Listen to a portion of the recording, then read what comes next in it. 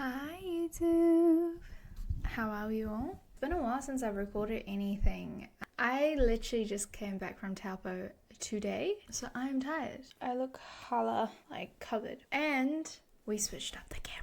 Oh my gosh, it might look good, it might not look good, so I guess we'll see. But again, same shirt. I haven't recorded in like 4 days, so this shirt, I've been missing this shirt.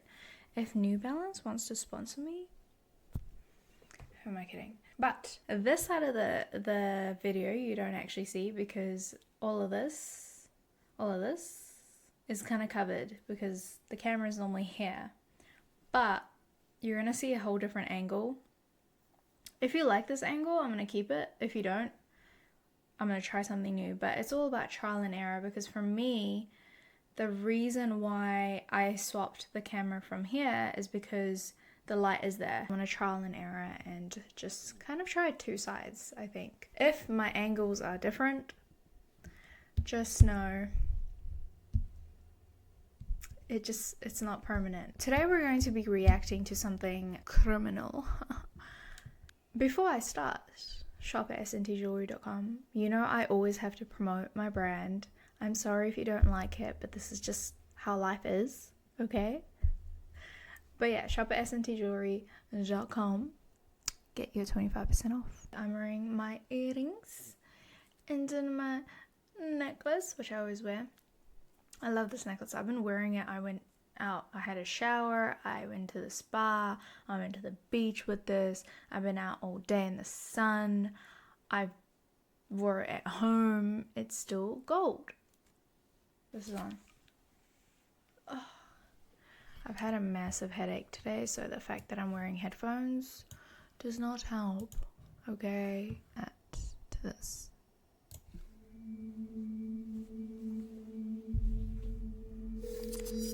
911, what's your emergency? Hey, I'm a bus driver and one of my students just passed me a note that says his mother needs help and that his dad is hurting her. Okay, do you have an address? Yeah, they live on, it's the first house when you turn into the neighborhood. Okay, officers are being dispatched now. Can you stay with the child until law enforcement arrives? Yeah, so I'm just parked outside the neighborhood. I'll stay here. This is what the Las Cruces Police Department were informed of on April 23rd, 2021. Just the night before, Veronica had endured 12 hours of what could only be described as a living hell, all because of her abusive boyfriend, Eric Alvarado. At this point, fearing for her and her children's life, the main thing on her mind was to call the police. But Eric had confiscated her phone and refused to let her leave his sight. However, Eric and Veronica's son still had to go to school. This gave Veronica an idea that would save her and her family's life. Wow, she's smart. She's smart. Let's see what the story is. This got effed up. Don't do this, guys. Can you explain to me what's going on today? And don't hurt your wife. Me a lot, He was shaking you? and stuff with the pillows. Okay. He picked me up. He got my head against the cabinet, and then he's sleeping on top of here. And then my kids were screaming and crying, and he said that he was either I die or he's gonna have a shot with you guys. Veronica is clearly distressed and just thankful that the cops are here. Wait. He's the one that cheated and he's the one that wanted to hurt her? What? Wait. What? Okay, let's not get angry. But what the hell? This is not something you should do in front of your kids nor to your wife. This is not normal. If you're in this situation, get out. to save her. For In yourself. fear of her life, she wrote a note Please. behind Eric's back saying that she Yo, was she's in smart, danger and to call 911. She passed this She's note to her smart. kids in hopes someone from their school would call the police. The note was given to a bus driver who immediately called the Las Cruces Police Department. The cops need to know exactly what happened. Veronica just told them that Eric would have a shootout with the cops if they came, so they know they're dealing with someone either dangerous or delusional, something they would quickly find out. Were you trying to get away from him, or what happened? I just started doing whatever he asked me. He would even tell me to follow him to the bathroom when he needed the bathroom. He would make me pick up the seat for him. Okay. He said, "Are you gonna let me?" And then I was just like, "Well, neither." And then, but I was crying for my mom. He said, "You really think I would do that?" He didn't try to get out, and he didn't forcefully try to keep you I from was leaving or like, anything like I've tried before, and it never works. So I just stayed quietly and I stayed up on the bed. I rolled like to try to get away, and he would just pull me closer and hug me. that? Okay. But I didn't have a phone to call you guys, so I just What happened to your phone? he has it. But he always takes it because he knows that I'm gonna call the cops. Okay, so the marks on your face, was that from him, or? And not from him. Okay. And then Listen to exactly what Veronica is saying. It's obvious that this isn't just a one-time thing. She's using phrases like, "I've tried before and it never works," implying that she'd almost given up trying to escape him. This is known as learned helplessness, a condition where an abused person starts to believe that they're powerless to save themselves because of the repeated abuse and perceived lack of control. Unfortunately, it's more common than you might think. On average, it takes 7 tries for a victim to escape their abuser, and every single one of these failed attempts would start to make them feel more and more powerless, as though control of their life is slowly slipping away. Given that Veronica has a 5-year-old son with Eric, the abuse might have been going on for years, with her essentially resigning her fate to his violence and manipulation. If that's the case, then her son's actions should be even more celebrated, finally freeing his own mother from a relentless cycle of abuse. Can you explain to me what happened first yesterday? we were arguing. He was just more frustrated because he was yelling at the kids, and then he started to get upset with me. He got upset because I didn't cook, grabbed himself something to eat, and he told me to cook garbage and give it to him, but it's because I had the baby in the bed and I laid down. She was getting upset every time I walked out. Okay. And then so I came in here all mad talking shit, and Okay. I was right there by the microwave, and I slammed it to close it because he had his food in there. I was gonna heat it up, and he told me to shut up, and then he got up and pulled me from my hair and pushed my head toward the cabinet in my head, like went like that, and that's why it's swollen right here. Went like that, and my eyebrow hit right here. Veronica continued to tell the officer about that night's abuse, how he choked her, threw her around, and grabbed hold of her so hard that she couldn't force his hand away to save herself. Yeah, I was holding onto his arm, but he lifted me up because he's so strong. He lifted me up and he slammed me on the counter. My kids were crying at the same time. My oldest son came out. What did you feel when he grabbed your neck? I don't know, like I was like trying to fight to get it off, and then all of a sudden, like my body just started feeling weak. Feeling weak? Yeah, and I felt like I was underwater and I couldn't breathe. And I was just like trying to calm him down, like, "Oh baby, I love you, please stop, this is not." But I was just like, because I already know how he is. Directly after being choked almost to death, she's still pleading with him and telling him that she loves him. Obviously, it can't be discounted that this was just an act to get him to stop. But again, this is a very common reaction. Eric has likely used either love bombing or intermittent reinforcement to manipulate Veronica. Love bombing involves initially showering the victim with affection and attention, forming attachment quickly. And intermittent reinforcement involves quickly alternating between kindness and cruelty. Both of these create a powerful emotional bond and dependency on the abuser, making it much harder to leave, despite making her feel like this. Talking about, are you scared to die? And I'm like, yes. He's like, how does it feel? Because you almost died. And I was just like, Okay. it just hurts, it's painful. He's like, why are you scared to die? Like, and then I said, because my kids. But the last little piece of information the cops get might just be the most important one, and unravel why tonight's abuse got so out of hand. From PTSD, Okay. depression. And he hasn't took his medication either. Bipolar depression and He has a lot. It takes so much help. He has anxiety, bipolar. yeah. So the only thing that set him off was the whole him not having food ready and all that. No, it was the kids. He was yelling at my son. So probably overwhelmed, like he felt overwhelmed. Really upset. Apparently, Eric suffers from PTSD, depression, anxiety, and bipolar. He's supposed to take a litany of meds to keep him stable, but that night, he hadn't taken any of them. Of course, this isn't an excuse for his behavior, nor is it to be assumed that many bipolar people would ever act in this manner, but it could be a possible explanation for the severe and continued abuse. How long have you been with him? On and off for 7 years. There's a time when he sent me to the hospital, but I didn't first try. So you Because never. I felt bad, because he always calls me. He's just like, I'm sorry, this is that. So I'm a sick man. has he ever been charged with domestic or anything like that? He has? In Las Cruces or New Mexico? With his ex-girlfriend. Okay, but not with you. Yeah. And a lot of times I drop the charges because I feel bad. Eric is clearly dangerous and needs to be locked up, but that all hell? depends on She if doesn't deserve Veronica that. is going to press charges this time or let herself be manipulated out of it again. But Well, before she she has can to. even make that decision, the other cop comes into the room and lets them know that they need EMTs on the scene immediately. When you were standing up and then you started, Oh. I don't know if he was making him do himself. Is that normal for Does him? he have, He gets like that when he's really upset. Mm-hmm.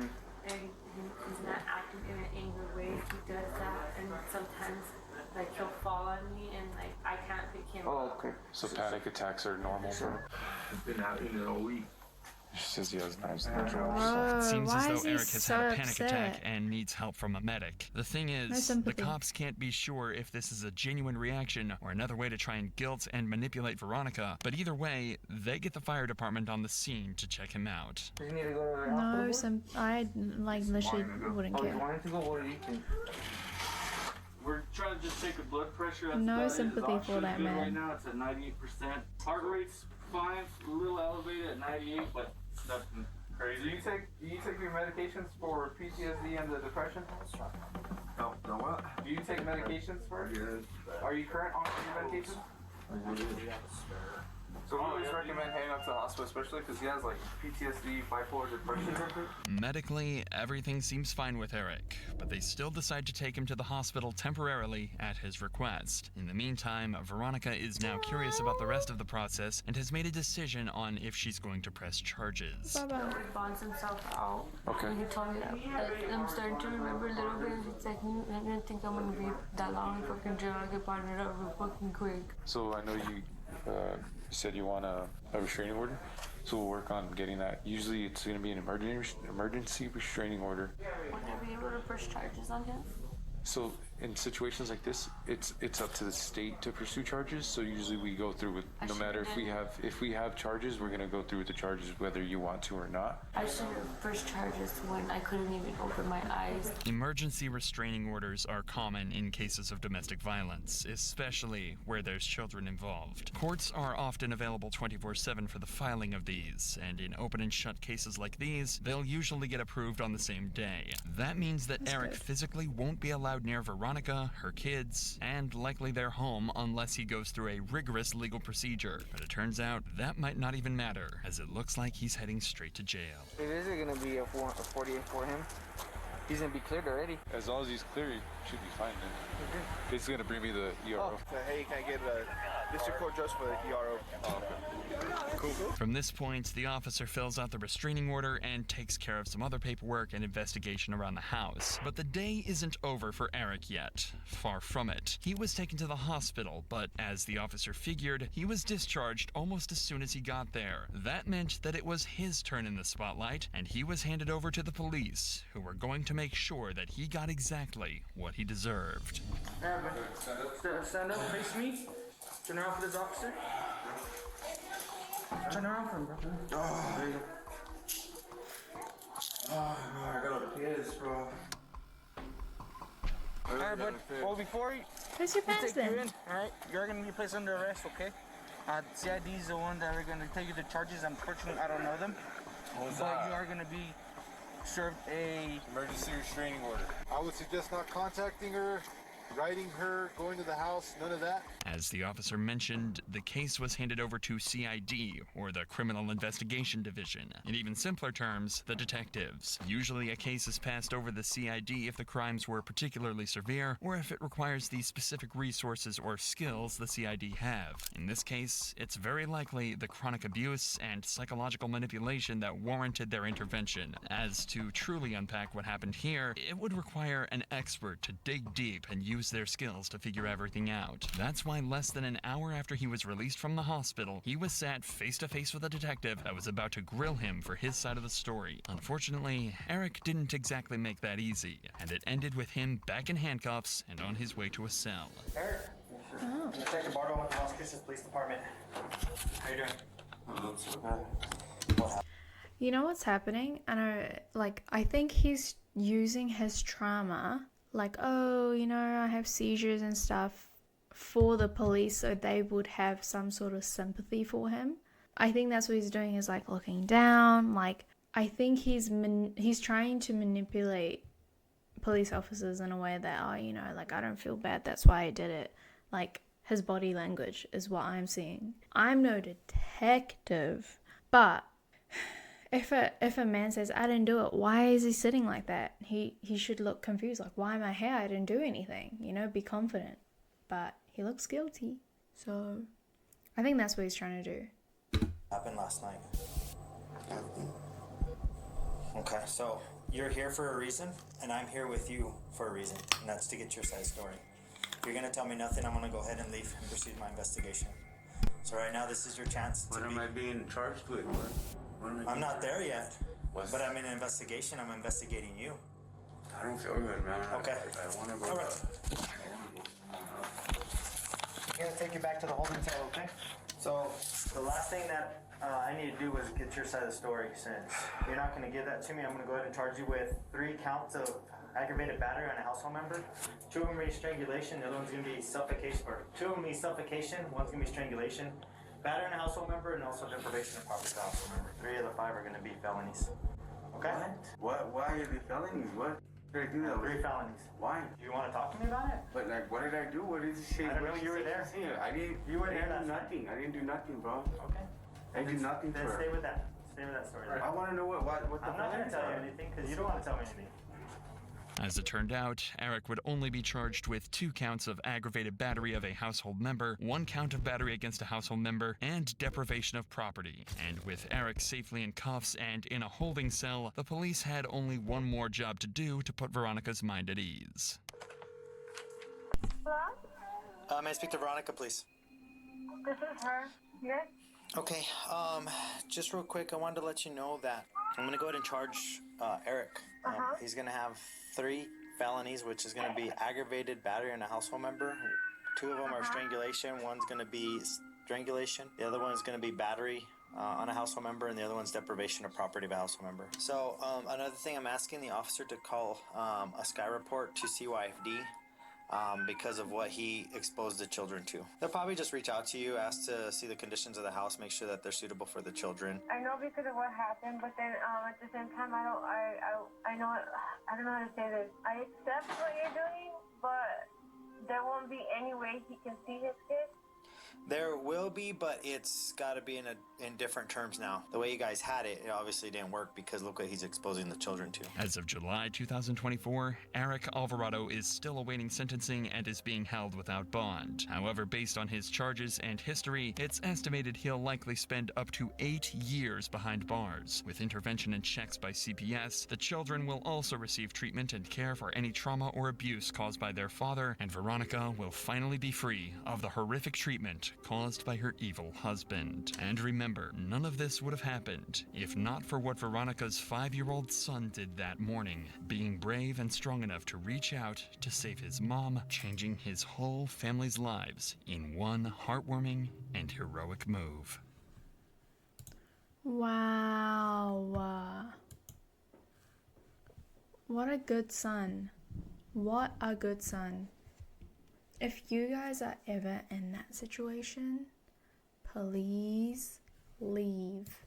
I know it's so easy to say, but no one deserves to be treated like that. No one. You shouldn't put violence against people that you love. Even if you have things, you know, mental issue, emotional issue, trauma, things like that, you should never do that. That being said, take care of yourself, take care of the people that you love, be kind, considerate, and happy, I guess. Enjoy your life, you know, life's too short. Look at me giving advice. Yeah, thanks for watching. I hope you guys enjoyed today's small reaction. It's not the longest, but you know, it's nice doing a small reaction. It's just the video goes fast. I don't have to edit as much, but yeah. Have a good day. Bye.